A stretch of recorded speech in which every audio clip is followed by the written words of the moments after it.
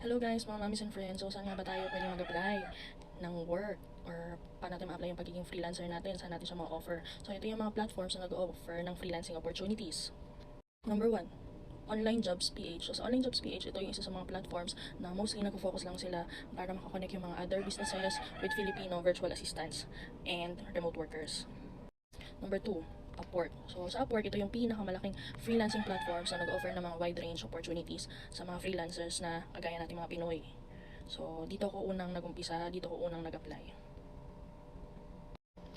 Number 3, Fiverr. So, itong Fiverr, inaalaw niya yung freelancer na mag-offer ng services sa form ng gigs lang or para siyang part-time. Parang kung kailan siya kailanganin ng client, pwede siya doon sa specific task or project na hinihingi ni client. Number 4, People per Hour. So, yung sa People per Hour, so ito yung inaalaw nila yung mga freelancers na mag-offer ng mga services na kailangan nila or yung client naman ipopost yung projects nila.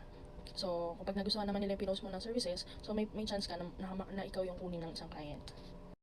Number 5. So, ito naman ay freelancer.com. So, isa din to sa mga platform na pinuntahan ko. So, ito ay global freelancing platform na kung saan dito ka sa Philippines, makakahanap ka ng mga projects na pwede mong applyan or pwede mong kunin doon sa mga client na nag-post. Pero usually kasi, nahirapan ako, hindi pa talaga ako nakakuha ng client dito kasi parang mostly parang mga scammer, parang ang dami-dami na ng scammer na nag-post dito sa freelancer.com.